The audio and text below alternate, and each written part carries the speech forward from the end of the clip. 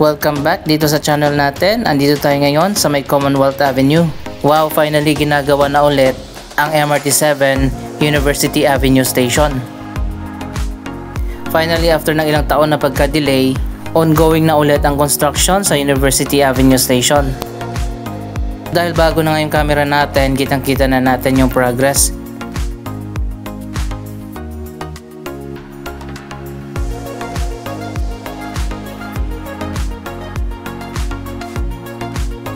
Ang University Avenue Station ay isa ring underground station.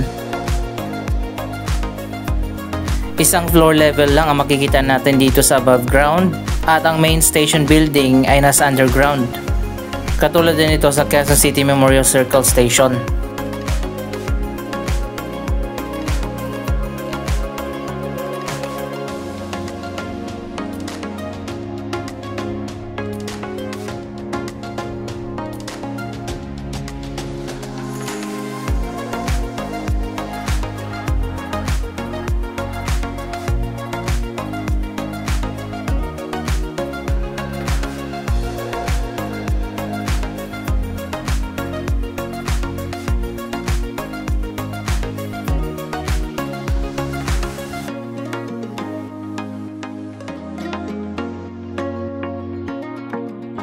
Ayon pa nga sa ibinigay na schedule ng San Miguel Corporation, isang taon mo lang ngayon dapat operational na ang 10 mga station ng MRT7.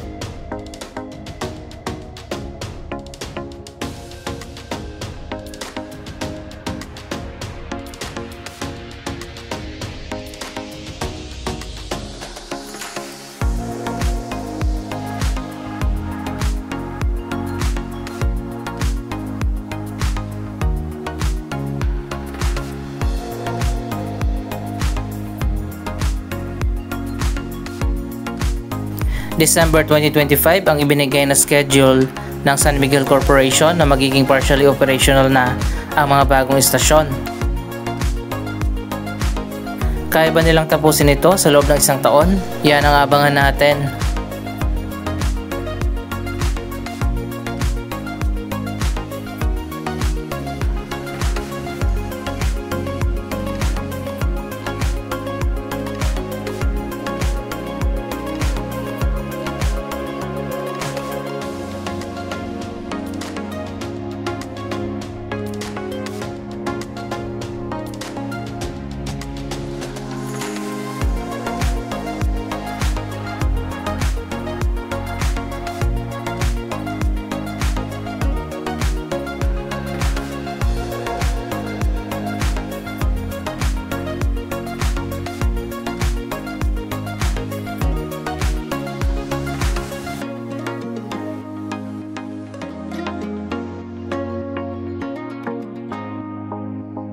Marami ding sumasakay at mga baba dito sa may Philcoa. At malapit lang din dito ang University of the Philippines, Diliman.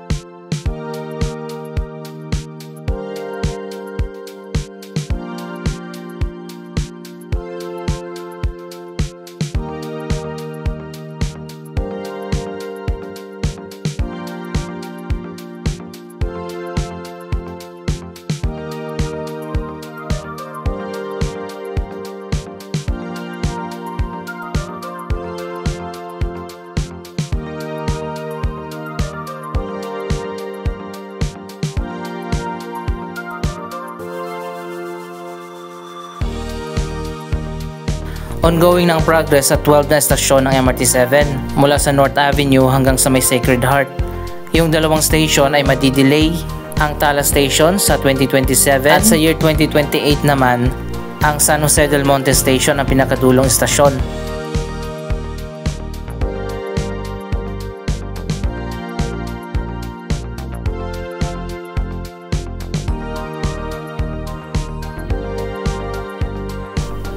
Nagkaroon ng delay sa pagtatayo sa dalawang station dahil sa issue sa right of way, pati na paglilipat ng location ng depot at bago na rin ang location ng San Jose del Monte Station. Mabuti na lang sa ngayon at naayos na. Pero hindi nga ito naisabay dito sa mga estasyon na ongoing na ngayon na tinatayo, kaya naman delayed din ang opening ng dalawang station. Magkakaroon din dito ng elevated walkway na magiging daanan ng mga commuters papunta sa magkabilang side ng station. Dahil nasimulan na rin natin ang pag-update sa mga station ng MRT7, itutuloy na lang natin ang pag-update sa iba pa mga station kahit hanggang Batasan. Ayan, nandito naman tayo ngayon sa Tandang Sora Station.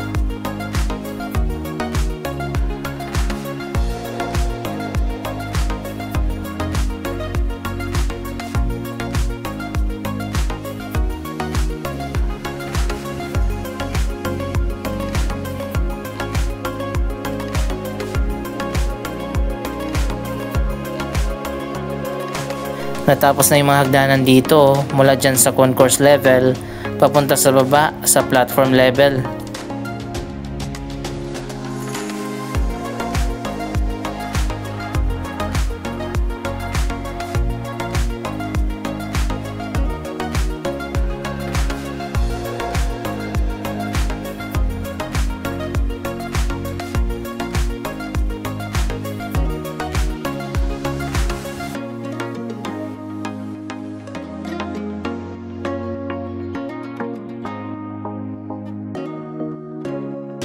Para sa mga hindi pa nakakaalam, kaya pala ganito ang design ng station na parang halos kalahati lang yung itinayo. Magiging future common station pala ang Tandang Sora Station. Ibig sabihin yung kalahati nito ay ibang station naman kapag naitayo na yung MRT7 Katipunan Spur Line. Sa future, idudugtong yung isang station dito sa kabila para magiging common station na.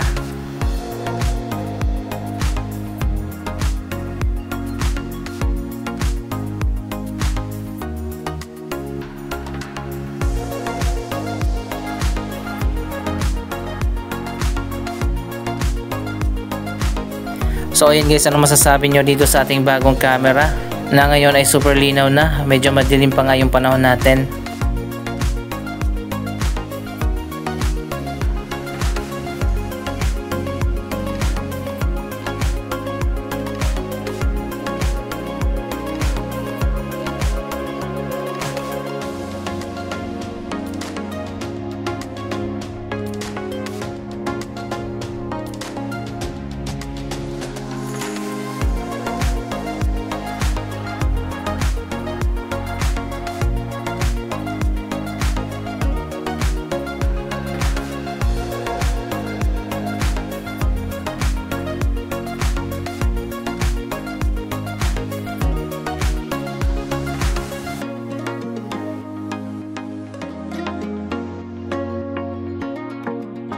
Ganito pala yung ilalagay sa labas ng station.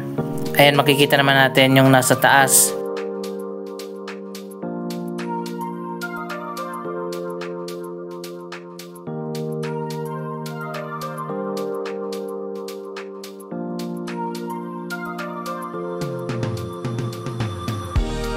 Dito rin siguro sa baba lalagyan din ng ganyan. Pero sana glass ang inilagay nila katulad sa mga LRT2 station.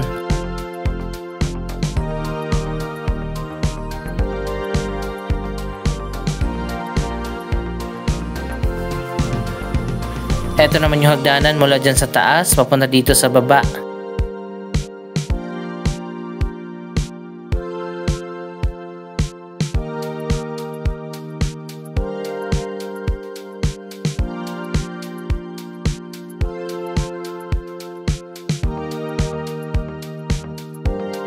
Yung platform level ng station na ito kung saan ka maghihintay at sasakay ng train ay nandito sa baba.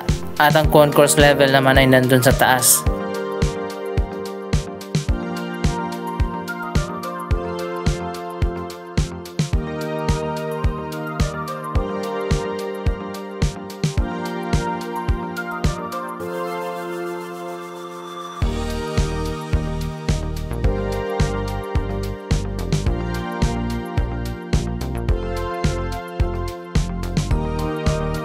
Ito naman yung hagdanan na ginagawa na ngayon dito sa gilid at magkakaroon niya ng elevated walkway na i-connect sa station.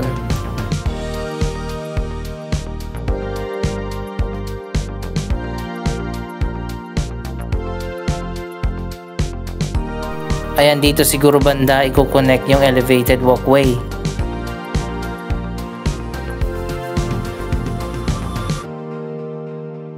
Sa ngayon isa pa lang yung hagdanan na ginagawa dito sa side na to, pero dun sa kabila dalawa na.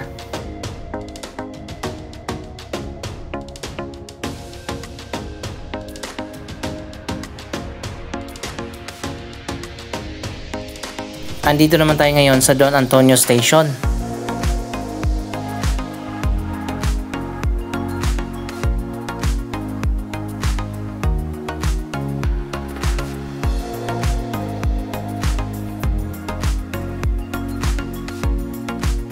Ayan, may hagdanan na rin dito.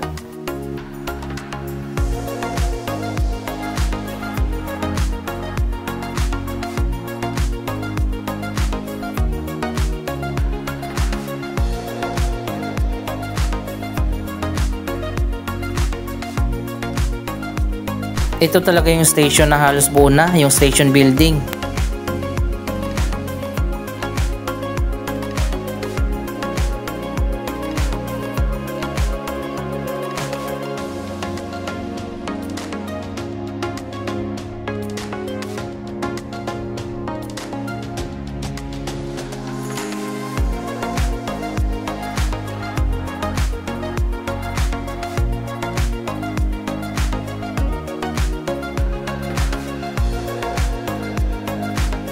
Finally, ito na ngayon ang latest na progress sa Batasan Station.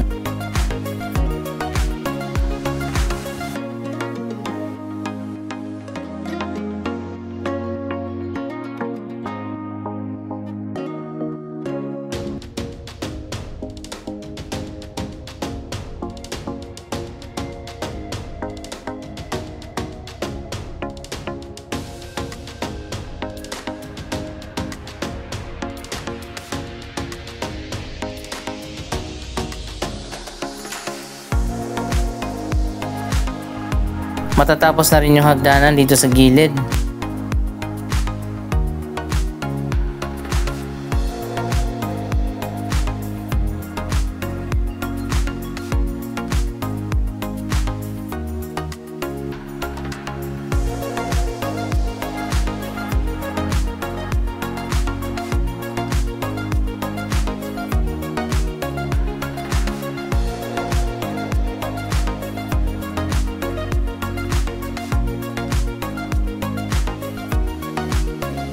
Ito naman ang view natin sa kabilang side ng station.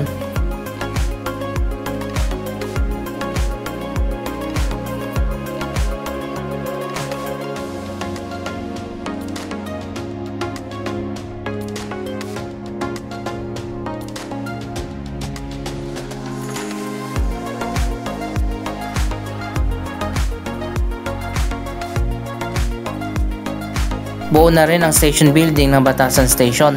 At may hagdanan na rin dito sa gilid.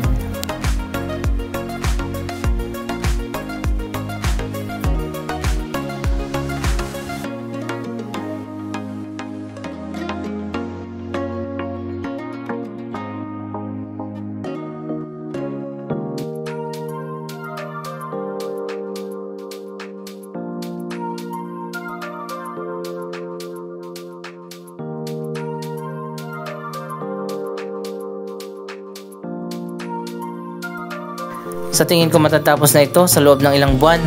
Pero yung ibang station katulad ng University Avenue Station, kailangan talaga nilang habulin yung deadline na December 2025.